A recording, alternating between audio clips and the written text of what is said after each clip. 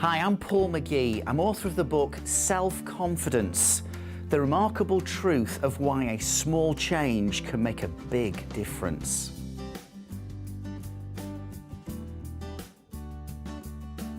So, who crushed your confidence? Why is it that people in their adult life still lack so much self-belief and often put themselves down? I think sometimes it's related to things that maybe happened years ago in their life, and stuff that's happened in their life years ago has helped shape beliefs they have about themselves. Only thing is, beliefs aren't always true. Let me tell you about David Page. David was featured in the newspapers a couple of years ago. He'd been doing some digging in his work yard, and at one stage he found something, wasn't sure what it was, stooped down to pick it up, and as he stooped down to pick it up, realised in his own mind, he thought, this is a World War II landmine. The only problem was, as he'd picked it up, he'd pressed his thumb down on a button.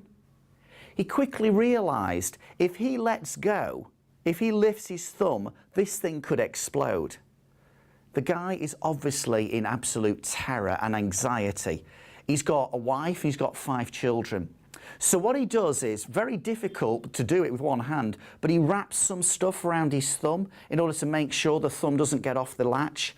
Then what he does is he rings 999.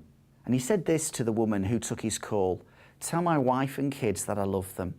Well, eventually, ambulance arrive, the police arrive, and they decide the best strategy to help David, certainly to save his life, is to get a big bucket of sand and to put his arm in the sand, so that if it does explode, he might lose his arm, but hopefully he'll keep his life. His wife's there by now, and he's in absolutely, totally distraught. He's like, what a fool for picking up this thing. When the bomb disposal guy saw what David Page was holding, he realised this: it's not an unexploded World War II landmine. It's the hydraulic system of an old Citroen car. Well, total relief. But here's the interesting point about that story. David Page believed it was a World War II landmine. And the thing is, we believe things about ourselves that are complete lies. They're untruths. But interestingly enough, it might be a lie, but it might as well be the truth if we believe in it. In fact, if you were to take the word belief, just visualize that word now written. You've got B-E, but what are the next 3 letters? L-I-E. The word lie. And I wonder, when we've had our confidence crushed, what lies have we bought into? What lies have we been sold? Maybe by a parent, maybe by a teacher, maybe by someone who was a so-called friend. And the reason why we sometimes lack self-belief and courage and confidence now is because, just like David Page, we bought into a lie. Okay, you see, beliefs are incredibly powerful, and they don't have to be true in order to have a profound impact on us.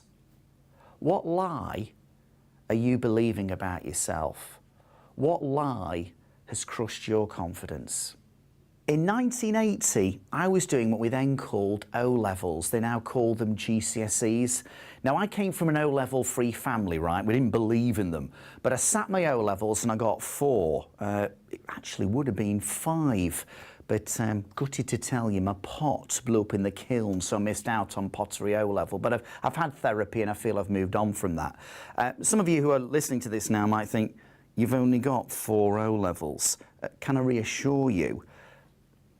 4 O-levels in 1980 is the equivalent of 28 today, plus a PhD. Anyway, I scrape into the 6th form to do my A-levels. But there are 2 words never mentioned about my future. Further education. Why not? Well, Paul, you've done well to get some O-levels. Hey, you're now doing A-levels. But guess what, Paul? You've reached your ceiling. You've reached your limits. I was the only kid in my class who wasn't applying for university, or what we also had then, polytechnic. And then one day, this happened. I was walking down the school corridor. I saw the head of sixth form walking towards me, and I just had a thought. Sir, can I just have a very brief word with you, please? Yeah?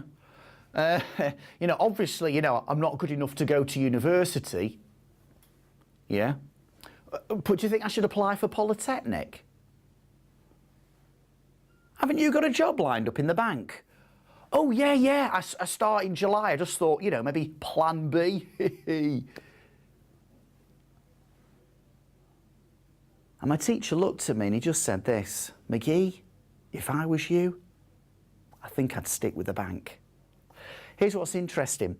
That story is from nearly 30 years ago.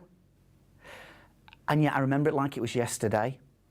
It's probably a conversation that lasted, 20 seconds? It might have lasted just 20 seconds, but if I'm being honest, it actually influenced the next 12 months of my life. I hated working in the bank, and it kind of made me feel that big. And as I walked away from that conversation with that teacher, I was starting to say to myself, why did you think you could do that? I'm sure the teacher didn't mean to crush my confidence. I didn't think he woke up that morning going, how can I screw it up for one of my pupils today? But isn't it interesting? Words can be incredibly powerful.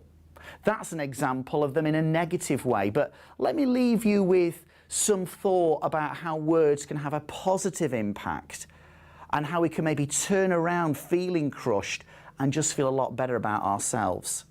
Denzel Washington, the American actor, interviewed by Reader's Digest some months ago, said the following. I remember my youth group leader, Charlie White. He said, I remember him saying this to me.